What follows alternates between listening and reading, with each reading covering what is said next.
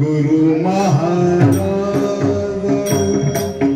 सुंदर ध्यान गुरु महाराज सुंदर ध्यान गुरु महाराज सुंदर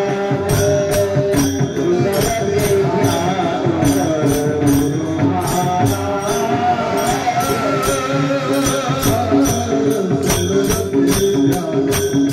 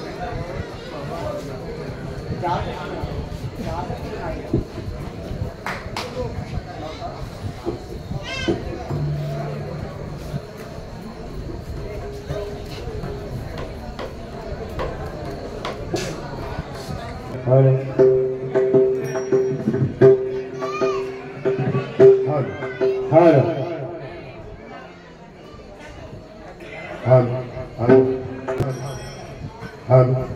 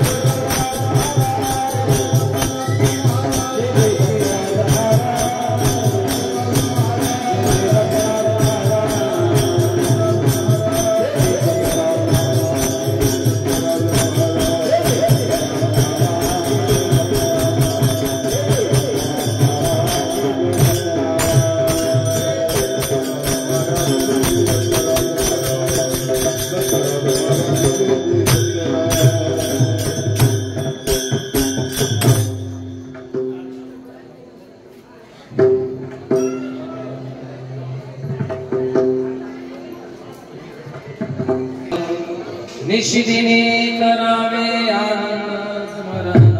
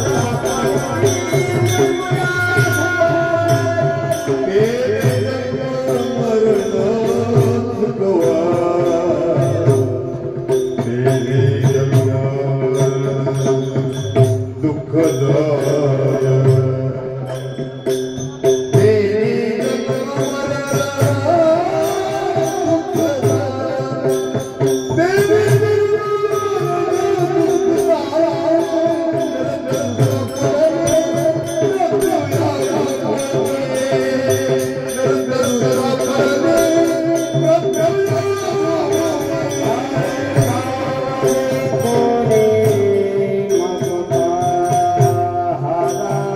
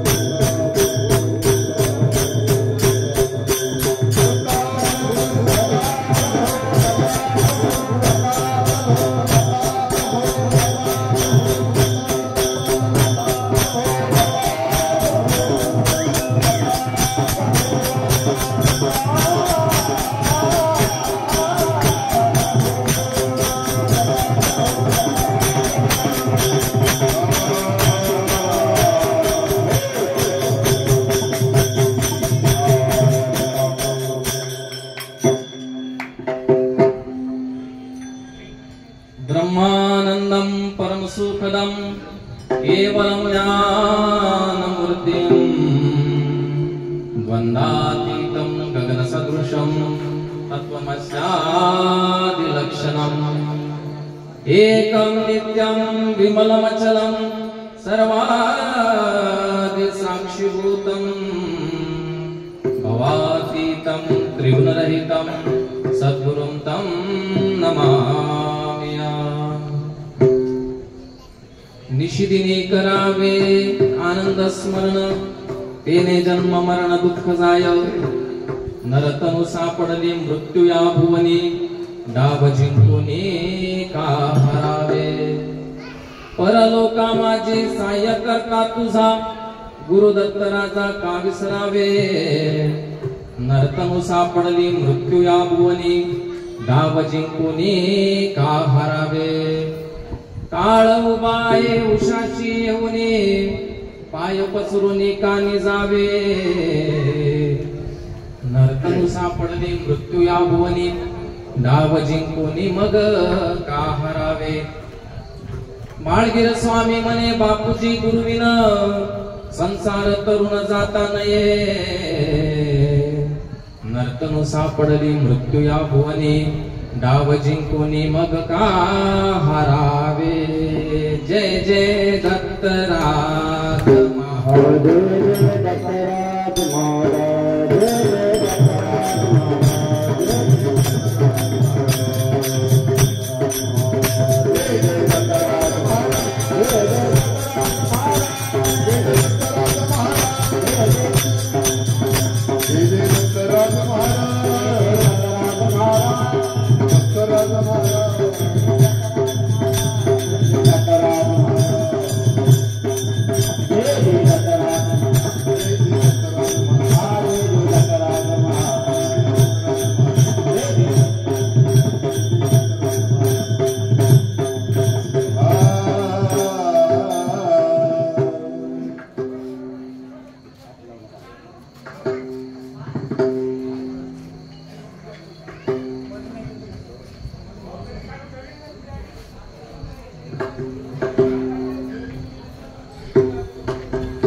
निशिदिनी करावे आनंद स्मरण तेने जन्म मरण दुःख जाय नर्तनु सापडली मृत्यू या भुवनी डाव जिंकुनी मग का हरावे परलोका माझे सहाय्य करता तुझा गुरुदत्त राजा का विसरावे नर्तनु सापडली मृत्यू या भुवनी डाव जिंकुनी मग का हरावे ओ काळ उभा आहे उषाशी येऊनी पाय पसरुनी कानी जावे नर्तनु सापडली मृत्यू या भुवनी डाव जिंकुनी मग का हरावे माळगीर स्वामी म्हणे बापूजी गुरुविन संसार तरुण जाता नये नर्तनु सापडली मृत्यू या भुवनी डाव जिंकुनी का हरावे दत्त प्रभू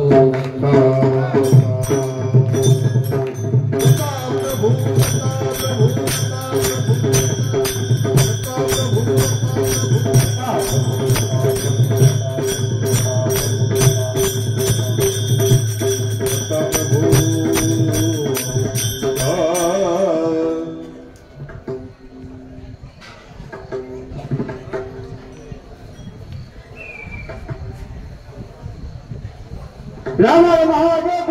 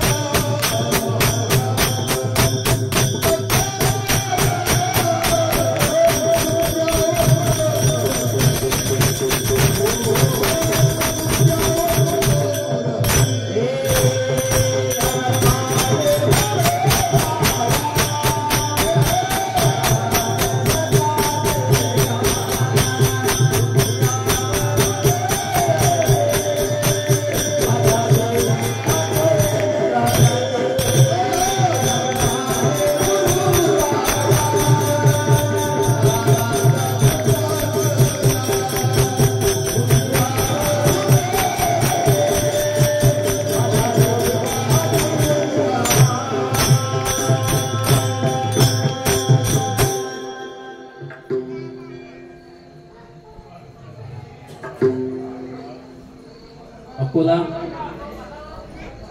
तालुका अकोला आणि जिल्हा अकोला अखंड आनंद दत्त नाम सप्ताह सोहळा आणि भव्य आणि दिव्य असं आयोजन जे कदाचित ह्या भागामध्ये एवढ्या मोठ्या प्रमाणावर आजपर्यंत कधी झालं नसेल. आणि ह्या अखंड आनंद दत्त नाम सप्ताह सोहळ्याचा आजचा 6वा दिवस आणि 6व्या दिवसाची ही कीर्तन रूपी सेवा माझ्याकडे आलेली आहे. आणि या कीर्तन रूपी सेवेकरिता निवडलेला जो अभंग आहे तो संत श्रेष्ठ ज्यांनी आनंद संप्रदाय खऱ्या अर्थानं जनसामान्यापर्यंत पोहोचवला आणि आनंद संप्रदायाचा प्रचार प्रसार करण्यामध्ये ज्यांचा मोलाचा वाटा होता आणि आहे असे समर्थ वाळगीर महाराज आणि त्यांचे पटशिष्य बापूजी पाटील यांच्या भागीरथी नदीप्रमाणे अथांग गहन अशा प्रकारच्या असलेल्या अभंग संहितेतील 30व्या क्रमांकाचा अभंग आपण आजच्या कीर्तनासाठी निवडला.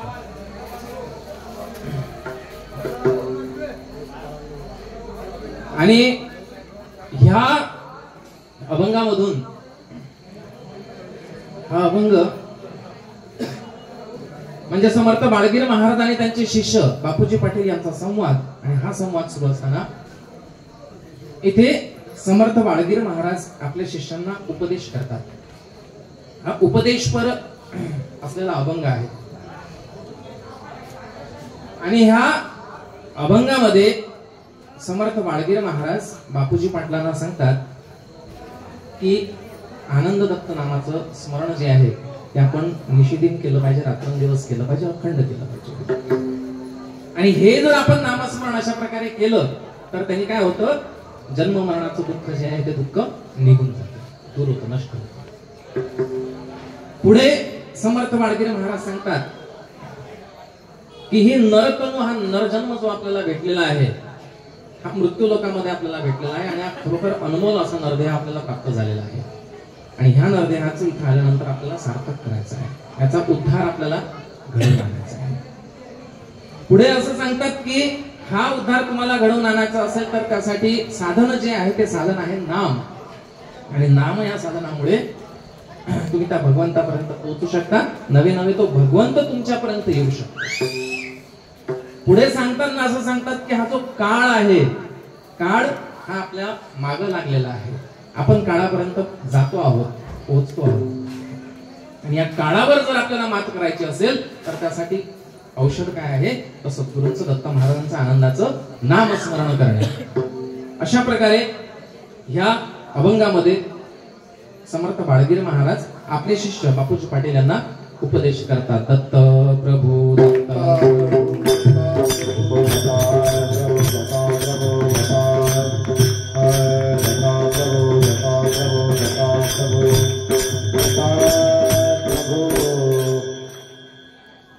तर इथे अकोल्यामध्ये अन्नपूर्ण माता मंदिर, धापकी रोड ह्या ठिकाणी हा जो अखंड आनंद दत्त नाम सप्ताह सोहळा आयोजित केला आहे. हा सप्ताह सोहळा आयोजित करणं म्हणजे जणू काही तारेवरची कसरत आहे, सोपी गोष्ट नाही आहे. 7 दिवस आता आपण बघून राहिलो पहिल्या दिवसापासून आणि दररोज अन्नदान सुरू आहे. अनेक लोकांचा सहभाग याच्यामध्ये आहे, अनेक लोक श्रमदान करून राहिले, अनेक लोकांनी पैशाच्या स्वरूपात पण दान दिलं आहे. आणि प्रत्येक स्वरूपामध्ये इथे सगळे लोक एकत्र आलेले आहेत गेल्या 6 दिवसांपासून. बरोबर, अनेक लोकांनी देणगी दिली असेल, त्यांना असं वाटत असेल की आपल्या माध्यमातून, आपल्या पैशांच्या माध्यमातून अन्नदान इथं झालं पाहिजे. अन्नदान आणि नामस्मरण हे अखंड गेले 6 दिवस इथे सुरू आहे. आणि हे सगळं करण्यासाठी फार मोठी योजना लागते, फार मोठी मॅनेजमेंट लागते. आणि ते मॅनेजमेंट करण्यामध्ये प्रत्येक जण इथे जो काही झटून राहिला त्याचं श्रम आणि त्या श्रमाचं फलित म्हणजे 6 दिवस अगदी आनंदात आपले गेले. आनंद जन्मीचा सीन गेला, आनंद जन्मीचा सीन गेला.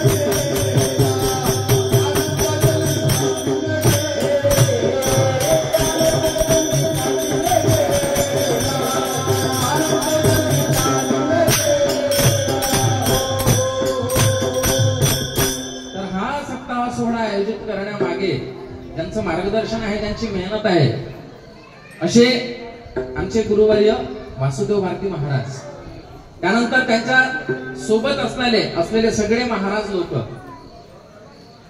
त्यानंतर ही पूर्ण मॅनेजमेंट करणारे हे जे काही कार्यकर्ते आहेत, ते कार्यकर्ता जे आहेत ते दिवस रात्र झटून राहिले. ह्या कार्यकर्त्यांचं खरोखर अभिनंदन करावं तेवढं थोडं. त्यानंतर महत्वाची गोष्ट म्हणजे आपण सर्व श्रोते वर्ग, आपण सगळे भक्त मंडळ, शिष्य मंडळ महाराजांचं आणि त्या दत्त मालकाचं, आपणही या सोहळ्यामध्ये सहभाग दर्शवतो आहात आणि इथे मोठ्या संख्येमध्ये आज सगळे लोक उपस्थित आहेत. त्यानंतर हा कार्यक्रम यशस्वी करण्यासाठी ज्या ज्या लोकांनी प्रयत्न केले आहेत ना, आता इथे टाळकरी आहेत, मृदंगाचार्य आहेत, गायनाचार्य आहेत, कीर्तनकार आहेत, बरोबर, आणि पूजा इथे दोन्ही संध्याकाळच्या वेळी पूजा सुरू आहे. सकाळपासून काकड्यापासून तर रात्रीच्या पूजेपर्यंत, कीर्तनापर्यंत तुम्ही पूर्ण श्रम, तुमची मेहनत इथे तुम्ही देऊन राहिले आहे आणि हे सगळं दत्त महाराजांच्या आशीर्वादामुळे, गुरु महाराजांच्या आशीर्वादामुळे घडलेलं आहे, बरोबर आहे.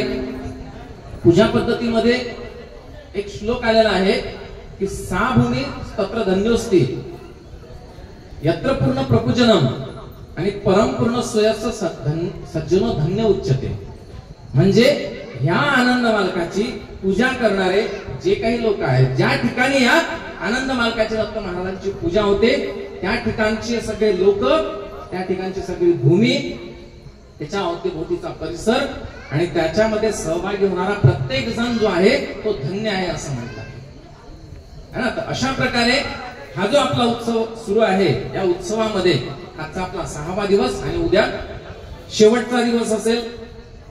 सकाळी आपण ज्या पद्धतीने आपली काकडा वगैरे सुरू आहे ते होईल, दुपारच्या वेळी मिरवणूक निघेल आणि अनेक साधू संतांच्या उपस्थितीमध्ये ही मिरवणूक होणार आहे आणि रात्रीला 128 महापूजेचं आयोजन केलेलं आहे. हा जो सोहळा आहे, हा सोहळा नयनरम्य अशा प्रकारचा होणार आहे आणि या सोहळ्यासाठी या सगळ्या लोकांनी जी मेहनत केली त्यांचे एकदा पुन्हा मी अभिनंदन करतो आणि आपण सगळेजण या सोहळ्याला उपस्थित राहाल अशी मी आशा करतो. दत्त प्रभू दत्त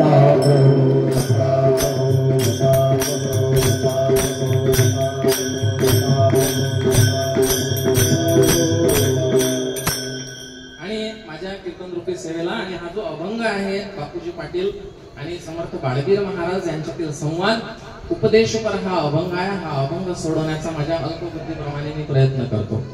तर अभंगाच्या सुरुवातीला मी तुम्हाला सांगितलं की हा उपदेशपर अशा प्रकारचा अभंग आहे, बरोबर आहे ना. उपदेश करणे म्हणजे काय हे आपण पहिले लक्षात घेतलं पाहिजे की उपदेश करणे म्हणजे कुणाला तरी काहीतरी ज्ञान सांगणे, काहीतरी सल्ला देणे, बरोबर आहे ना. तुमचं काहीतरी चांगलं झालं पाहिजे, भलं झालं पाहिजे, यासाठी काहीतरी ज्ञान देणे, त्याला आपण उपदेश असं म्हणतो, बरोबर आहे. आता हा उपदेश कुणी कुणाला द्यावा हे पण तेवढंच महत्वाचं आहे. कुणीही जर कुणाला उपदेश द्यायला लागलं तर त्याचा काही फायदा होणार नाही, बरोबर आहे ना. की उपदेश देणारा जो व्यक्ती आहे तो उपदेश देणारा व्यक्ती पात्र असला पाहिजे, पहिली गोष्ट उपदेश देण्यासाठी है ना. आणि ज्याला उपदेश द्यायचा आहे तोही तेवढा पात्र असलाच पाहिजे ना, बरोबर आहे. तर इथे समर्थ बाळगीर महाराज यांना काय म्हटलंय, संत श्रेष्ठ म्हटलं आहे आणि संत लोक ज्यावेळी उपदेश करतात त्यावेळी तो उपदेश नेहमीच मोलाचा असतो, महत्वाचा असतो, बरोबर आहे. आता बघा, उपदेश कुणी करावा पहिली गोष्ट आपण ती बघू. आणि की जो व्यक्ती, ज्या व्यक्तीकडे पात्रता आहे उपदेश करण्याची, त्यांनीच उपदेश केला पाहिजे. नाही तर कधी कधी काय होतं की सल्ला आपल्याला माहिती आहे, फुकटचे सल्ले देणारे अनेक लोक असतात आपल्या होते, ते नेहमी आपल्याला सांगत राहतात असं करा तसं करा वगैरे, बरोबर ना. त्या व्यक्तीची पात्रता आहे का पहिले हे आपल्याला बघावं लागेल. त्यानंतर आपण तो उपदेश त्याचा ऐकायचा की ऐकू नये ते आपण ठरवत असतो, बरं ना. एकदा काय झालं, मी माझं उदाहरण सांगतो तुम्हाला. आजकाल लोक फार हुशार झालेले आहेत. एक दिवस मी चाललो होतो गाडीवर, शेगावच्या जवळपासची गोष्ट आहे, आणि तिथे गेल्यानंतर दोन आपल्या आनंद संप्रदायाचे 2 माणसं भेटली है ना. माझ्या पायामध्ये बूट होता आणि थोडं असं कलरफुल शर्ट घातलेलं होतं. लगेच आले ते माझ्याकडे, काय महाराज हे असं तुम्ही कलरचं शर्ट घालून आले, बूट घालून आले, पायामध्ये शोभते काय, संन्याशी माणसं आहात तुम्ही, तुम्हाला शोभतं काय, आणि उपदेश. त्यांनी चुकीचा उपदेश नाही केला, त्यांचं बरोबर होतं, बरोबर आहे. साधू जर असेल तर त्याने बूट घातलं, असे कपडे घालणं हे योग्य नाही आहे, त्यांचं बरोबर होतं. पण त्यानंतर काय झालं, थोड्या वेळानं लगेच बोलता बोलता 2-3 मिनिटं निघून गेले आणि मग त्याच व्यक्तीने मस्त खिशातून एक बिडी काढली, बिडी धरली, पेटवली, बिडी पूर्ण सुरू. लक्षामध्ये आता उपदेश केला तो बरोबर केला होता, योग्य केला होता, काही हरकत नाही. मी म्हंटल हो, मी लक्षात ठेवेल याच्यानंतर. पण मग आता लगेच माझ्याच समोर बिडी काढली. पहिले म्हणाले ते महाराज तुम्ही आमचे गुरुच आहे म्हणून तुम्हाला सांगून राहिलो बा, तुम्हाला राग वगैरे आला की काय? म्हणजे राग कशा त्याच्यामध्ये, तुम्ही चांगलंच सांगून राहिले. पण लगेच मग बिडी पूर्ण सुरू. आता त्या व्यक्तीला आपण उपदेश देण्यासाठी पात्र म्हणू का? नाही. अरे पहिले आपल्याला आपली पात्रता पाहावं लागेल ना, काय आपण कसं वागून राहिलो, त्यानंतर समोरच्या व्यक्तीला सांगावं है ना. म्हणून उपदेश देणारा जो आहे तो कसा असला पाहिजे, पात्र असला पाहिजे. कुणीही उपदेश देत बसू नये, आणि दिला तर त्याचा काही फायदा होतो का? नाही. आता आपण बघू की उपदेश ज्याला करायचा आहे तोही तेवढाच पात्र असला पाहिजे. नाही तर आपण उपदेश तर करून राहिलो पण तो ऐकायलाच तयार नाहीये, असं जर झालं तर मग काही उपयोग काहीच नाही. आणि अगदी साधं आणि सोपं उदाहरण सांगतो मी. आपल्या घरामध्येच लहान मुलं असतात आणि शाळेमध्ये वगैरे 4थी-5वी मध्ये काहीतरी ते जातात आणि आपण त्यांना नेहमी उपदेश करत राहतो, बाळा असं कर, बाळा तसं कर, है ना. आणि महत्वाचा उपदेश आपला असतो की बेटा अभ्यास कर. आणि सकाळपासून तर संध्याकाळपर्यंत आपण तेच म्हणतो त्याला, बेटा बस झालं ना, आता खेळणं, अभ्यास कर, है ना, अभ्यास कर. हा आपण उपदेश करून राहिलो, आपला उपदेश योग्य आहे, त्याच्या फायद्याचा पण आहे. परंतु मुलं तुमचं ऐकतात का? काही ऐकतही असतील, सगळेच ऐकत नाही असं माझं म्हणणं नाही. काही काही मुलं ऐकतच असतील. आमच्याकडचे मुलं कशात माहितीये का, एक मुलगा होता, त्याचे सकाळपासून संध्याकाळ बेटा अभ्यास कर, अभ्यास करतो म्हणे, काही हरकत नाही म्हणे आई. आता परीक्षा जवळ आली म्हणे माझी, आता मी खरोखर अभ्यास करतो म्हणे. बरं, मस्त एक स्पेशल रूम होती, त्या रूम मध्ये जाऊन बसला, टेबल आहे, मस्त खुर्ची आहे आणि त्याच्या मागे दरवाजा आहे, दरवाजा उघडायचा. बरोबर आहे. त्यांनी काय केलं, तो इतका हुशार होता की त्या खुर्चीवर स्वेटर वगैरे घातलं होतं त्याने. बरोबर आहे. आईला सांगितलं मी जोपर्यंत मरत नाही तोपर्यंत मला डिस्टर्ब करायचा नाही, जर तुला या खुर्चीवर मी बसलेलं दिसलं नाही तर मग तू ये आणि मग म्हटल्यास मला उठव. त्यांनी काय केलं, ते त्या खुर्चीवरती तक्या वगैरे मस्त असा सेट केला आणि त्याच्यावरती ते स्वेटर घालून दिलं आणि वरून टोपी अशी लावून दिली आणि इकडे कोपऱ्यामध्ये दरवाजा आहे, दरवाजाच्या साईडला मस्त तिथं जाऊन झोपून राहिला. पुस्तक वगैरे असं समोर उघडं करून ठेवून देत. आता आईला सांगितलेलं होतं की डिस्टर्ब करायचं नाही. आई काय करायची, थोडासा दरवाजा उघडून पाहायची, हा बाबू आमचा अभ्यास करून राहिला. बाबू अभ्यास करून राहिला काय, बाबू तर झोपेला मस्त इकडे, है ना. रात्र झाली 12-1 वाजता, जागाला आईला, याला असं वाटलं की आपलं बाळ अभ्यास करून आले की झोपला पाहावा. थोडस दरवाजाच्या भेगीतून पाहिलं, बाळ तर झोपणारच नाही ना हो, ते बाळ नाहीच आहे, तिथं तो तक्या लावलेला आहे, है ना. मस्त जागाला पाहिलं, अरे बाबू खरंच अभ्यासाला लागला मला, है ना, सुधारला आता. मग सकाळी परत 2:30-3 वाजता जागा लायला, म्हणते आता तर झोपला असेल ना, आता जर झोपला नसेल तर मीच जाऊन झोपवते त्याला. बरं, डबल पाहिजे दरवाजा उघडून तर बाबू मस्त अभ्यासच करून राहिला. लक्षात तू किती दिवस अभ्यास करतच राहणार जर दरवाजा उघडला नाही, पाहिला नाही त्याला, तो उठला नाही स्वतः. बरोबर आहे. मग आता आई म्हणते की बापरे आज तर काही कमालच झाली बा, आता तर 3 वाजून राहिले तरी अभ्यासाचा सुरूच आहे, आणि खरोखर पोरगा आपला सुधारला, है ना. मग आई परत चालली गेली, तिचे कामं वगैरे गेले आणि आता त्याला माहिती आहे की 5-5:30 वाजली काही आपल्याला उठवायला येणार आहे, कारण आपल्याला शाळेत जायचं, शाळेची तयारी करायची आहे. म्हणून बरोबर तो 4-4:30 वाजता उठला. त्याला माहिती होतं 5-5:30 आपली आई येते. 4-4:30 उठला बरोबर, तो तक्या गिक्या ठेवून दिला, त्या खुर्चीवर जाऊन बसून राहिला, है ना. मग आई आली, आईनं आवाज दिला, हा ये आतमध्ये ये, आई काय हरकत नाही. आई आली, मला रात्रभरचा अभ्यास करून आलो. हा म्हणे, मग काय तर आता मी ठरवलंच म्हणे, खूप अभ्यास करायचा, खूप मस्त मार्क मिळवायचे परीक्षेमध्ये, है ना. मग आईच काय म्हणते की बाबू आता एक काम कर, तू रात्रभर अभ्यास केला आणि आजचे दिवस वाटल्या शाळेत जाऊ नको, पण तू आराम कर. तो म्हणते ठीक आहे, काही हरकत नाही, है ना. आणि मस्त तो घडी जाऊन झोपून राहतो. लक्षात. आता उपदेश आपण केलेला आहे, पण उपदेश तो ऐकला का त्यांनी? नाही. मग त्याला उपदेश करून फायदा आहे का? नाही. आपला उपदेश जो ऐकतो त्याला उपदेश केला पाहिजे, है ना. म्हणजे उपदेश करणारा आणि उपदेश ऐकणारा दोघही कसे असले पाहिजे, त्या पद्धतीचे पात्र असले पाहिजे. आणि समर्थ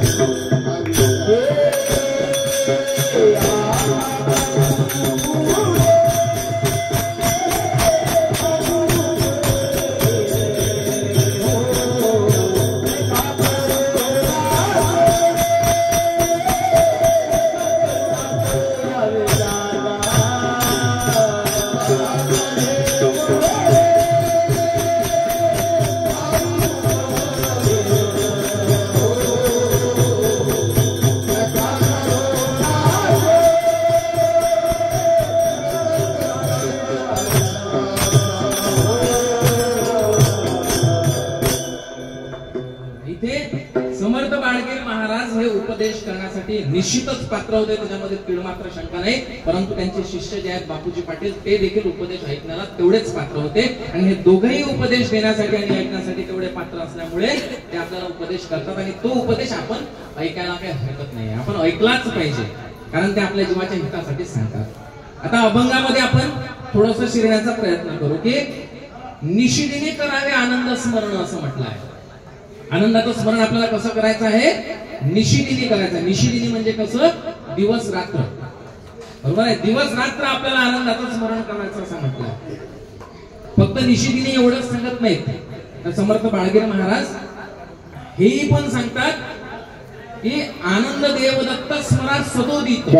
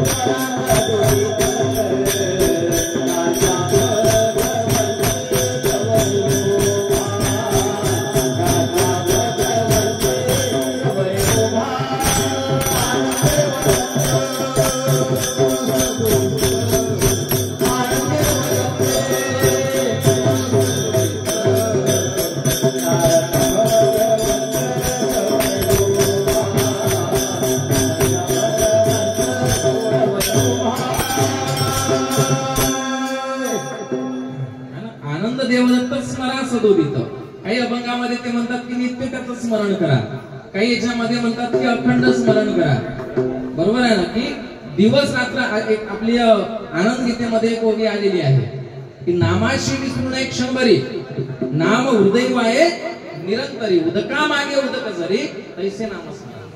कसं नाम आपल्याला स्मरण करायचं आहे? उदका मागे उदक वाहे परी, ज्याप्रमाणे पाण्याची धार जे अखंडपणे वाहते त्या पद्धतीचं नामस्मरण आपल्याला करावं लागणार, बरोबर आहे. निशिदिनी करावे, सतत करावे, सदोदित करावे, नित्य करावे, अखंड करावे. या सगळ्यांचा अर्थ काय होतो? त्याचा एकच अर्थ होतो की आपल्याला काय करावं लागेल? आपल्याला अक्षरशः वेळ व्हावा लागेल नामस्मरणासाठी, बरोबर आहे. आणि जोपर्यंत इतिहास सबूत आहे की जोपर्यंत कुणी वेळ झालं नाही तोपर्यंत काहीतरी क्रांती घडली नाही. म्हणून याचं नामस्मरण करण्यासाठी आपल्याला काय करावं लागेल? आपल्याला वेळ व्हावा लागेल अक्षरशः. लक्षामध्ये एक फार महत्वाची तुम्हाला गोष्ट मी सांगतो की कशा प्रकारे लोक वेळ होऊन जातात एखादी गोष्ट करण्यासाठी. एक चायनामध्ये एक व्यक्ती होता बघा, फार महत्वाची गोष्ट आहे. आणि त्या व्यक्तीचं मी तुम्हाला नाव सांगेल, नाव सांगितल्यानंतरही तुम्ही त्याला ओळखणार नाही, परंतु त्याची ओळख सांगेल तेव्हा तुम्ही ओळखसाल कदाचित. चायनामध्ये एक व्यक्ती होता आणि त्या व्यक्तीला काय झालं की तो नामस्मरण करायला लागला आणि नामस्मरण करता करता तो सगळ्या गोष्टींमधून मुक्त झाला. त्याला अगदी नामस्मरणाचं वेळ लागून गेलं आणि शेवटी हे नामस्मरण करता करता त्याला ज्ञानाची प्राप्ती झाली. आता त्याला ज्ञानाची प्राप्ती झाली, पण कशी झाली ते बघा. फार महत्वाची गोष्ट आहे की तो त्या व्यक्तीचं नाव होतं होतेई. ऐकलंय का तुम्ही नाव होतेई? होतेई ऐकलंय का कुणी नाव? इकडे होतेई नाव ऐकलंय का? चायना मधलं कधी नाही? बरोबर आहे, टाळकऱ्यांनी ऐकलं नाही आमच्या लक्षामध्ये. पण हा होतेई नावाचा व्यक्ती जो आहे त्याला ज्यावेळी ज्ञान प्राप्त झालं त्यावेळी त्याने एक अद्भुत अशी गोष्ट करायला सुरू केली. असा तो वेळा झाला की जेव्हापासून त्याला ज्ञान प्राप्त झालं तेव्हापासून तो हसायलाच लागला. काय करायला लागला? हसायला लागला. आणि कधी हसत होता? दिवसभर रात्रभर. झोपला फक्त तेव्हा हसत नसेल तर काय माहिती, नाही तर दिवसभर तो फक्त हसतच होता. मग काय करायचं? तो कुठं मार्केटला बाजारामध्ये कुठेतरी गेला की तिथे पण हसायचा. कोणी भेटलं की हसायचा. कीर्तनामध्ये आला तरी त्याचं हसणं सुरूच. लक्षामध्ये प्रत्येक वेळी तो फक्त हसतच होता. मग आता काय झालं? असा आता मला सांगा की आपल्यापैकी कोणीतरी असा गेला रस्त्याने, सगळे लोक पाहून राहिले पण आपण हसायलाच लागलो मोठमोठ्याने. काय म्हणतील लोक? महाराजांनी काल कीर्तन केलं होतं तर महाराज ठीक होते आणि आज काय झालं? हसायलाच लागले महाराज. काहीतरी डोक्यात फरक पडला वाटतो, बरोबर की नाही? मग हा व्यक्ती काय कर? आता अशा व्यक्तीला जो फक्त हसतो दुसरं काहीच करत नाही, त्याला पाहण्यासाठी खूप लोक जमा व्हायचे. आणि तो बाजारात माहिती पडलं कुणाला की तो होतेई आला की सगळे लोक जमा व्हायचे त्याला पाहण्यासाठी. हा काय करते? मग काही नाही, फक्त हसते, बरोबर. मग एक दिवस काय झालं? काही लोकांनी ठरवलं की याला आपण विचारू काहीतरी. आणि त्याला विचारतात की हा होते तू फक्त हसतोच कधी, पण तुला अजून काहीतरी सांगायचं आहे का? तो म्हणतो नाही, मला काहीच नाही सांगायचं, फक्त हसायचं. लक्षामध्ये. आणि त्याला मग काय झालं? त्याला वेळ लागलं त्या परमेश्वराचं. त्याला खऱ्या अर्थानं समजलं की मोक्ष काय आहे, मुक्ती काय आहे, निर्वाण काय आहे. सगळ्या गोष्टींमधून मुक्त होऊन जाणं आणि फक्त त्या आनंदाचं स्मरण करत राहणं. आता हसणं म्हणजे काय? हसणं का दुःखाचा प्रकार आहे का? आपल्याला दुःख झालं म्हणजे आपण हसतो का? नाही, हा आनंदाचाच प्रकार आहे ना, हसत राहणं. म्हणून त्याला आनंदाची प्राप्ती झाली होती आणि त्यामुळे तो फक्त हसायचाच. आता मी तुम्हाला पहिले म्हटलं होतं की तुम्ही त्याचं नाव मी सांगितलं तर तुम्ही ओळखणार नाही, पण आता त्याची थोडीशी ओळख तुम्हाला देतो. आपल्या घरामध्ये मार्केटमध्ये आपण जातो तेव्हा एक असं आपल्याला एक माणूस दिसतो ज्याचं मोठं पोट असतं आणि तो हसत असतो, असे वर हात केलेले असतात. आणि आपल्या घरामध्ये सुख समृद्धी शांती आली पाहिजे म्हणून त्याला कुठेतरी कपाटामध्ये आपण ठेवतो. माहिती आहे का तुम्हाला हे? आहे ना, त्याला लाफिंग बुद्धा असं म्हणायचे ते लोक. लाफिंग बुद्धा म्हणजे हसणारा चेहरा आहे तो चेहरा आणून आपण कुठेतरी कपाटामध्ये ठेवतो. आता ओळख पटली का तुम्हाला? तो होतेई होता, तो नेहमी हसायचाच. आणि कशामुळे हसायचा तो? कारण त्याला आनंदाची प्राप्ती झाली होती म्हणून तो हसायचा. दत्त प्रभू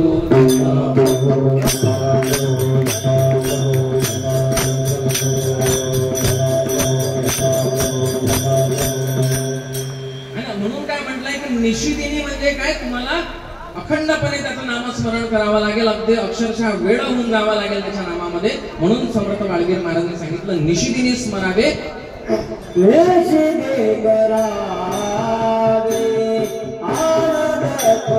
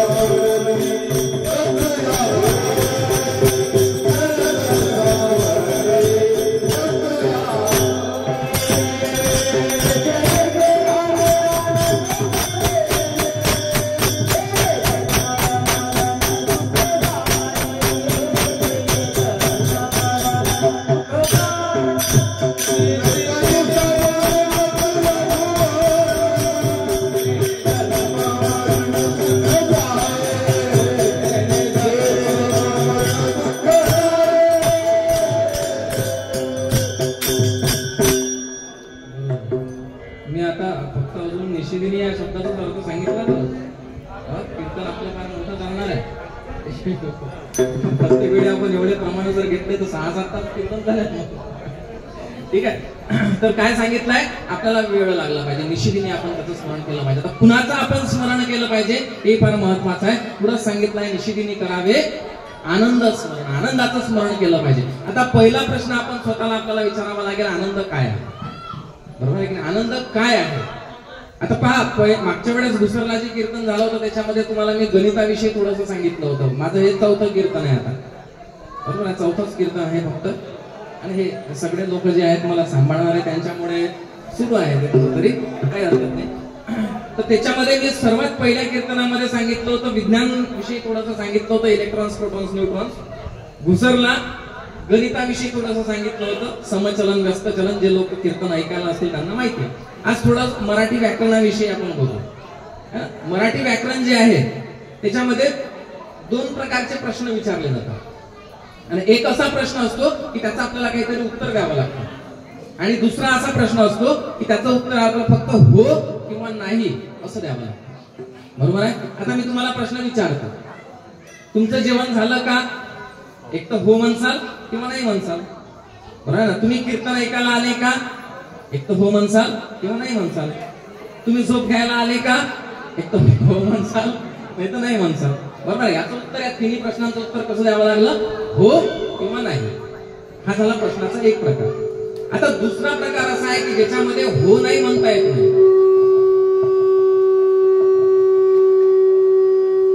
असा प्रश्न आहे की ज्याचं आपल्याला काहीतरी उत्तर द्यावं लागतं, त्याच्यामध्ये हो किंवा नाही म्हणून जमत नाही. लक्षामध्ये, तुम्ही जर एखाद्याला विचारलं, हे आपल्या मृदंगाचार्यांना विचारलं समजा मी, का तुमचं नाव काय?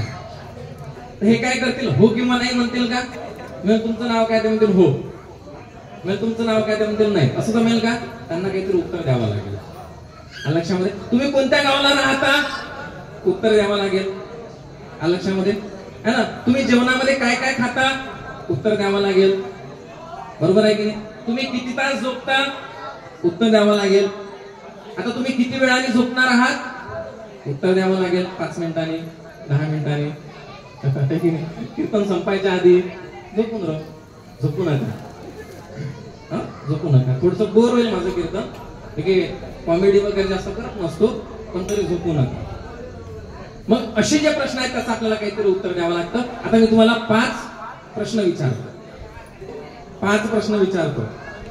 उत्तर जर आली नाही तर काय करायचं? शिक्षा द्यायची का?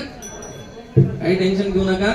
उत्तर नाही आले तर शिक्षाही देत नाही, आणि उत्तर तुमच्याकडून मी घेतही नाही. मीच प्रश्न विचारतो, मीच उत्तर देतो. चांगला शिक्षक आहे मी, मुलांना टेन्शन नाही. लक्षामध्ये, मग प्रश्न पहिला असा आहे की आनंद कोण आहे?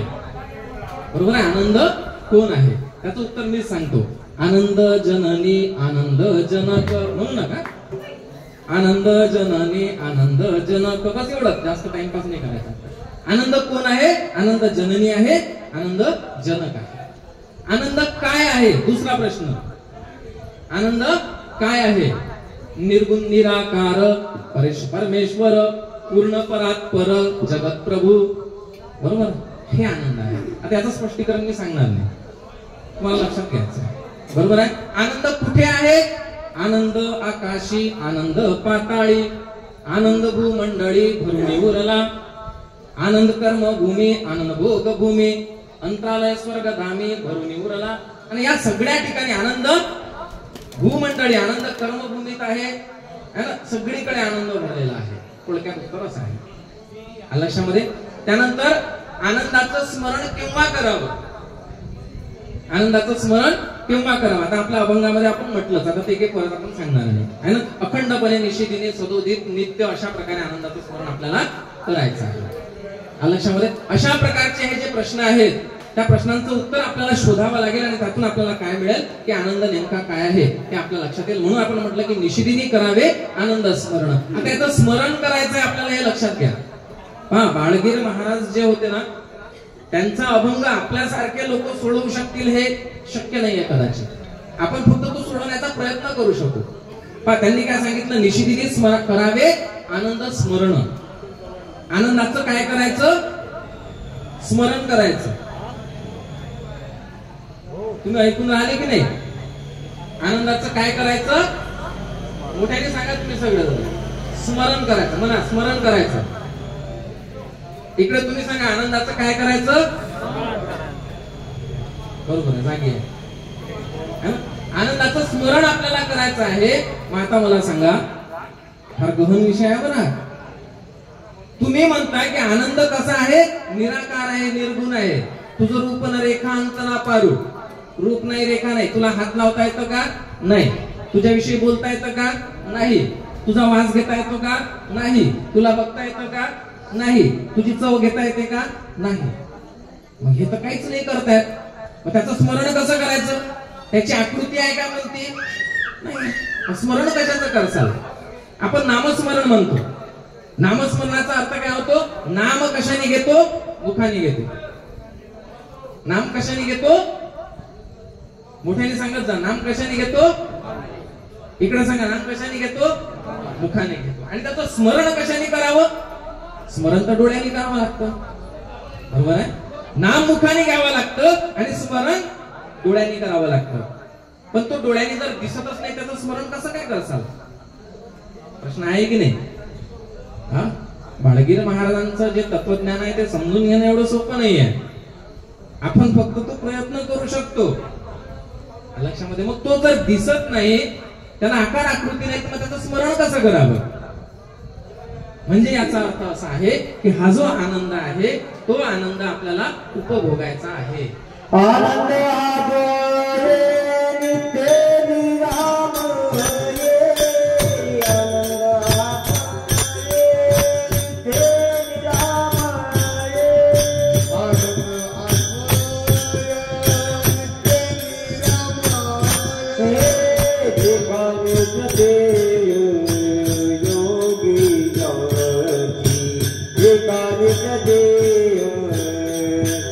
निरामये.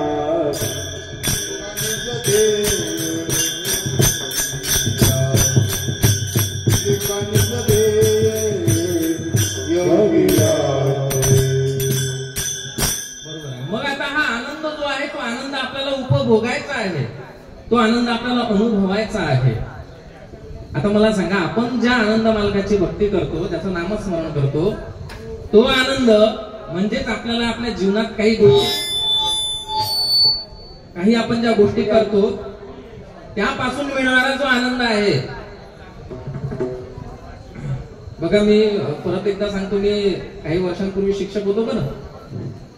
माझी जाहिरातही करून टाकतो मी लक्षामध्ये. त्याच्यामुळे मला सवय आहे, मी फक्त एकटाच बोलणार नाही, तुम्हालाही बोलावं लागेल सोबत.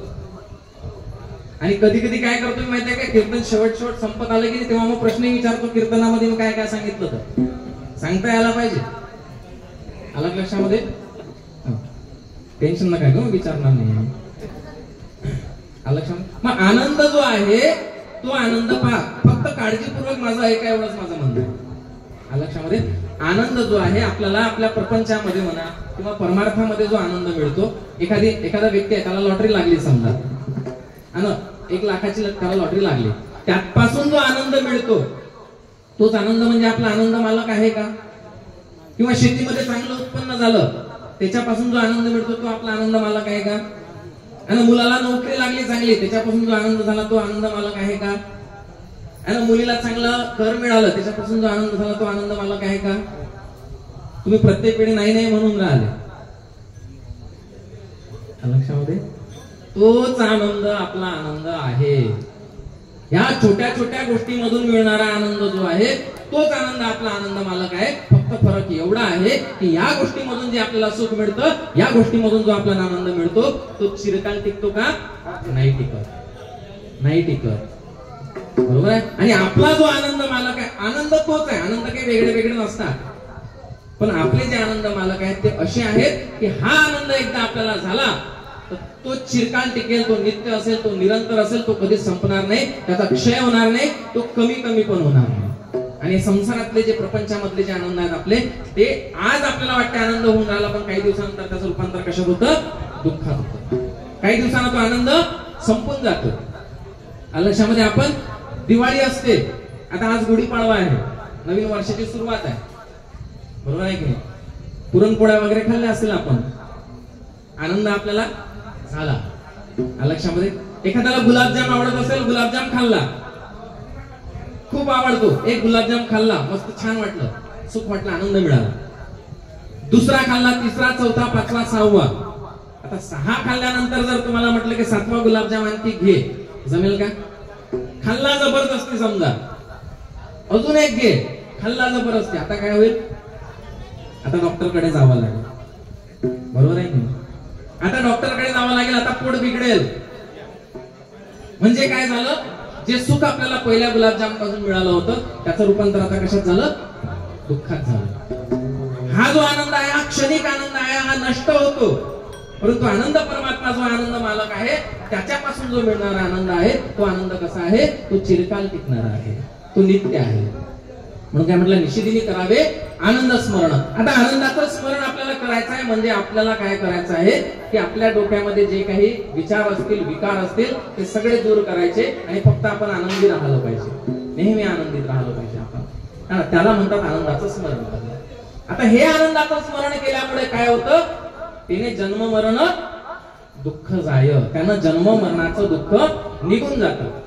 लक्षात. आता जन्म मरणाचं जे दुःख आहे त्या दुःखामध्ये आपण कसं पडलेलो आहोत आणि आता आपण जिवंत आहोत, काही वर्षानंतर निघून जाऊ, मरून जाऊ.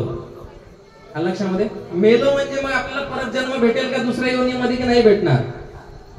भेटणारच आहे. आणि 184 योनी आपल्याला फिरायला लागणार आहे.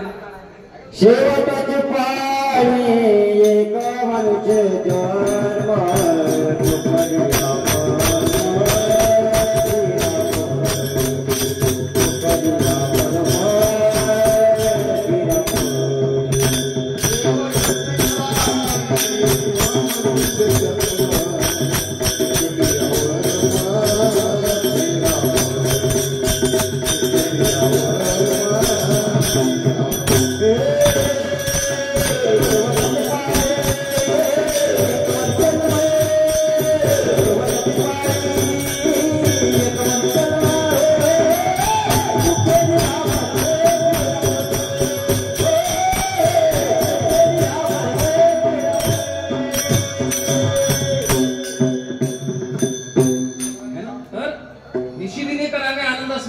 जन्म जन्म मरणाचं जे दुःख आहे ते दुःख आपल्याला मिटवावं लागेल, बरोबर. आणि जन्म मरणाचं दुःख जर असंच चालू राहिलं तर काय म्हणतात? तर त्याला काय म्हटलं गेलं आहे की पुनरपि जननम पुनरपि मरणम पुनरपि जननी जठरे शयनम पुनरपि जननम पुनरपि मरणम पुनरपि जननी. बरोबर आहे. काय करावं लागेल आपल्याला? मरावं लागेल, जन्माला यावं लागेल, मरावं लागेल, जन्माला यावं लागेल, बरोबर. आणि आईच्या पोटामध्ये आपल्याला यावं लागेल आणि आईला आपल्याला त्रास द्यावा लागेल. हे आपलं असंच सुरू राहील. ते आपलं टळलं पाहिजे. हे टळण्यासाठी काय करावं लागेल? आनंदाचं स्मरण करावं. म्हणून काय म्हटलं आहे की तेने जन्म मरण. आता जन्माचं दुःख आहे का? कुणाला माहितीये? जन्म जेव्हा आपला होतो तेव्हा किती दुःख होतं माहितीये ना? पहिला जो महिना असतो जेव्हा आपण आईच्या पोटामध्ये असतो, पहिल्या महिन्यामध्ये आपलं ब्रह्मांड शिरकमळ तयार होतं, दुसऱ्या महिन्यामध्ये भुजा तयार होतात, तिसऱ्या महिन्यामध्ये हड्डी, मांस, लिंग ह्या गोष्टी तयार होतात, बरोबर. चौथ्या महिन्यामध्ये रक्त वगैरे, मेद वगैरे ह्या गोष्टी तयार होतात. 5व्या महिन्यामध्ये तहान भूक लागते. 6वा महिना जो आहे, 6व्या महिन्यामध्ये रक्ताभिसरण आपल्या शरीरामध्ये सुरू होतं. 7व्या महिन्यामध्ये ज्ञान प्राप्त होतं. 7वा, 8वा आणि 9वा हे 3 महिने जे आहेत ते 3 महिने फार महत्वाचे आहेत. त्याच्यामध्ये त्या बाळाची काय होते? वाढ होत राहत असते. लक्षात. आता कल्पना करा पहा की एखादी पेटी आहे समजा आणि त्या पेटीमध्ये तुम्हाला असं झोपवलं. पेटी काही मोठी नसेल अशी पूर्ण पाय पसरायसाठी, छोटी पेटी आहे, त्याच्यामध्ये कसं तरी तुम्हाला कोंबलं, बरोबर आहे. त्याचं झाकण लावून घेतलं. किती वेळपर्यंत आपण राहू शकतो त्याच्यामध्ये? 5 मिनिटं तरी राहू शकू का? हात पाय लांबवायला जागा नाही, काही नाही, काहीच नाही. कूस बदलायचं ते शक्य नाहीये. लक्षात. अशा प्रकारचं जर दुःख आपल्याला असेल तर, आणि जे आईच्या पोटामध्ये बाळ असतं त्याला तेवढं दुःख असतं, बरोबर आहे. त्याला काही हातपाय पसरायला अशी जागा नसते. दुसरी गोष्ट लक्षात घ्या, तुमचे असे हातपाय गुंडाळले आणि तुम्हाला दोरीने बांधून घेतलं, किती वेळ राहू शकतो? नाही राहू शकत. ते बाळ त्याच्या हातपाय असे पूर्ण गुंडाळले असतात, गुंडाळून त्याच्यामध्ये असतात. लक्षामध्ये. तिसरी गोष्ट बघा, आता तुमचे पाय घेतल्याशिवाय बांधले इकडे पंख्याला वरती, ही दोरी आहे, असं उलट लटकवलं किती वेळ राहू शकतो आपण? राहू शकतो का? नाही. ते बाळ कसं असतं? उलटच असतं. त्यानंतर खतरो के खिलाडी सिरियल पाहिली असेल तुम्ही, ती सिरियल सुरू आहे, त्याच्यामध्ये आपल्याला माहिती आहे काय करतात, किडे वगैरे असतात, वळ्या असतात, आणि त्याच्यामध्ये झोपायला लावतात जाऊन. तसं जर तुम्हाला झोपायला लावलं तर किती वेळ झोपसाल? ते किडे वळ्या ज्या त्या डसून राहिल्या आपल्या अंगाला, किती वेळ राहता येईल? राहता येईल का? नाही राहता येणार. आणि असेच ते किडे किरमी आहेत, त्या ते जे बाळ असतं गर्भामध्ये, त्या बाळाला असे डसतात, तोडतात. हे दुःख कसं असेल? कमी असेल का? एवढं प्रचंड दुःख आहे लक्षामध्ये. त्यामुळे त्याला काय म्हटलं आहे? गर्भवासाची दुर्धर मोठी कठीण यातना, किरमी किडे जंत टोचती ते दुःख सुसविना. नरकमूत्राचे धोतर त्यामध्ये केली पिंड रचना. कशाचं धोतर आहे ते? नरकमूत्राचंच आहे ना. काय सांगू गर्भीचे यातना, काय सांगू गर्भीचे यातना.